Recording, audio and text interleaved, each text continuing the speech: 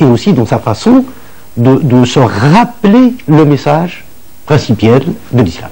Alors, vous avez dit message principiel. Le ramadan, c'est d'abord le 4e pilier de l'islam. C'est un principe fondateur et fondamental.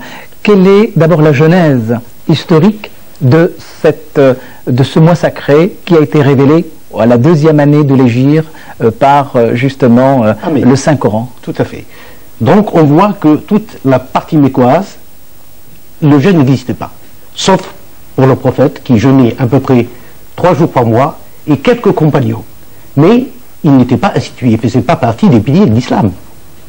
Et voilà que, à partir de la 2e année, c'est-à-dire une fois qu'on a construit la première mosquée à Médine, une fois qu'on a institué la prière et le adhan, le jeûne a été prescrit.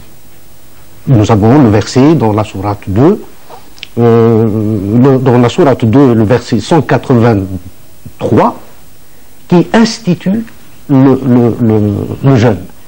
Et il l'institue d'une façon en nous rappelant que cette prescription a été faite aussi pour ceux qui nous ont devancés, pour les peuples qui nous ont devancés.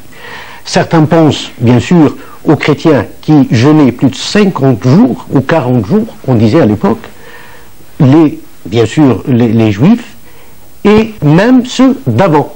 Parce que quand on va dans toutes les traditions, indiennes, bouddhistes, etc., le jeûne est prescrit.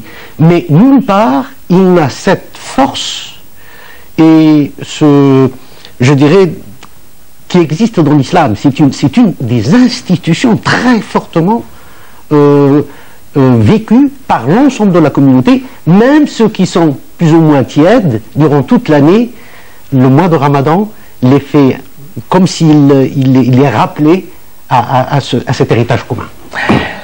Farid Abdelkrim,